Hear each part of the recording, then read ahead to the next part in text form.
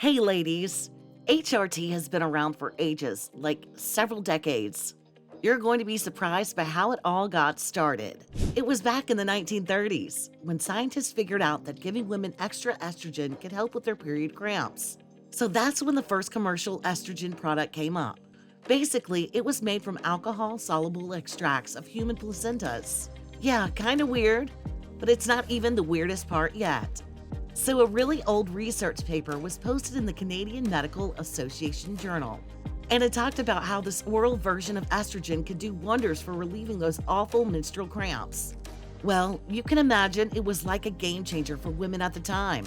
As time went on, scientists figured out a way to produce estrogen without having to get all up in placenta. They discovered that they could collect stuff from the pee of pregnant horses to make estrogen. Yep, you heard that right. Pregnant horse pee.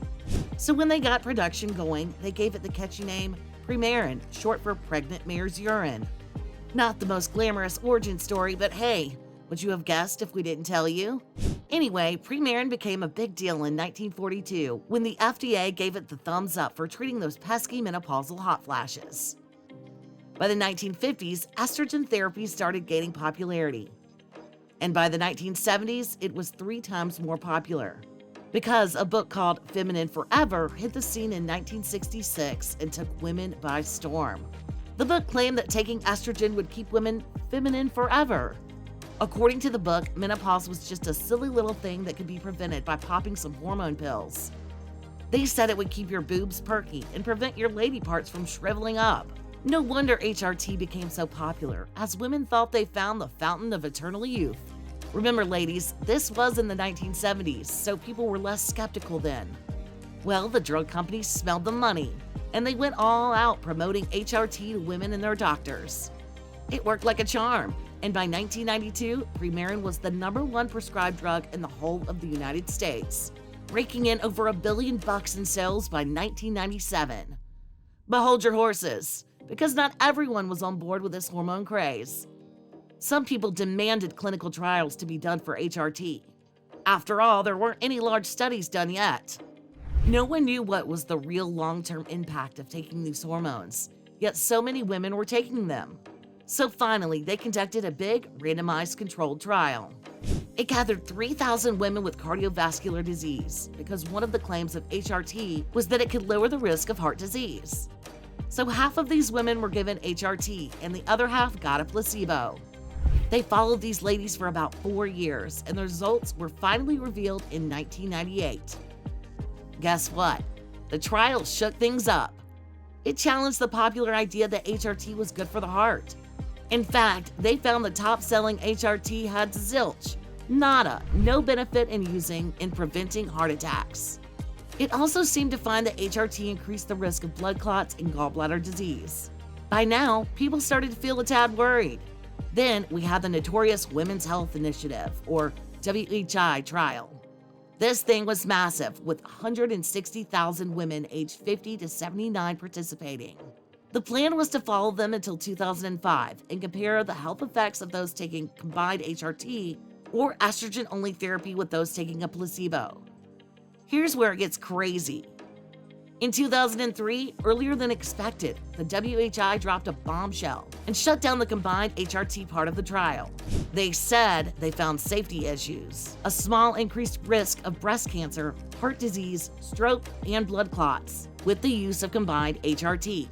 It shocked women and doctors who were using and prescribing HRT. 2 years later, the estrogen-only study got the axe too, because it also revealed an increased risk of blood clots. However, in these women, the risk of breast cancer didn't show a significant increase, but the damage was done. This whole situation shook the HRT world like an earthquake, because the risks of HRT were suddenly, glaringly in the spotlight. Once doctors got wind of the WHI trial results and the increased risks associated with HRT, they started advising their patients to stop taking it. Understandably, many women also decided to stop HRT out of fear for their health. However, even though the WHI trial halted the use of HRT, they kept on tracking the women in the study. And as time passed, new findings eventually emerged. They seem to suggest that the initial risks might have been blown out of proportion, and that the benefits and risks of HRT are more nuanced than initially thought. For example, many doctors now agree that women should take hormone therapy solely to prevent heart disease or stroke.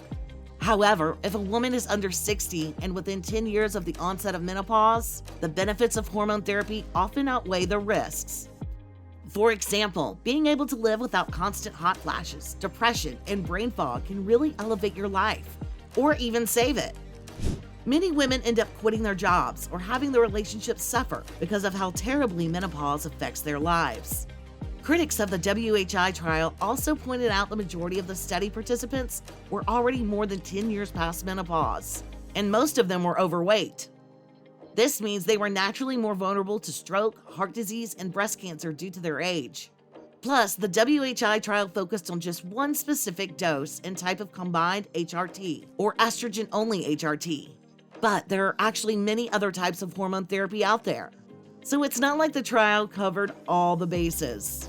For instance, research has shown that topical HRT like estrogen creams, tablets, and rings, the risk of breast cancer doesn't seem to increase. So it's a bit more complicated than a black and white picture.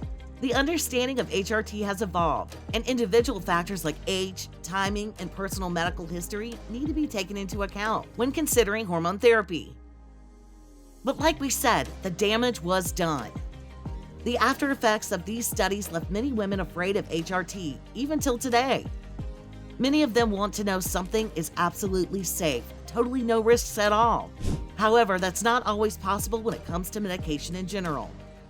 It left doctors hesitant about HRT too, especially those who weren't updated on the latest research on menopausal HRT. So some women complained having trouble getting the treatment they needed because their doctors simply refused to prescribe HRT.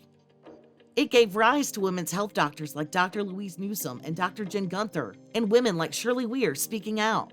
Women like them are advocating for more knowledge on women's health and trying to demystify many of the myths surrounding menopause and HRT today so that we can make an informed choice. So let's backtrack a little. When the Women's Health Initiative study came out, suddenly women went, uh-oh, we need something else. Enter bioidentical hormone therapy. Marketed as a natural alternative to HRT, it's made with stuff like soy or yams to create hormones that have the exact same chemical structure as human hormones. But here's the thing. Some bioidentical hormone therapy products are actually made synthetically in a lab, just like HRT. Also, bioidentical hormone therapy may cost more than traditional HRT. It's usually a combo of estrogen, progesterone, and other hormones, all packaged as a tailor-made treatment. You get a prescription from your GP, and then a compounding pharmacist turns it into a cream, lozenge, or implant. However, when it comes to prescribing this stuff, it's usually not regulated. So if it matters to you, then look out for FDA-approved bioidentical hormone products out there. It's normal to wonder which is the more effective and safer option, HRT or bioidentical hormones. The FDA believes those hormones marketed as bioidentical and natural aren't necessarily safer than the hormones used in traditional hormone therapy. Turns out, there's no solid evidence to suggest that bioidentical hormones are any more effective either. The bottom line, whether it's traditional HRT or bioidentical hormone therapy, you may want to chat with a menopause specialist or a doctor specializing in menopause health. They'll help you weigh the pros and cons and figure out what works best for you. Click here to see if you're experiencing the top 5 menopause symptoms most women get.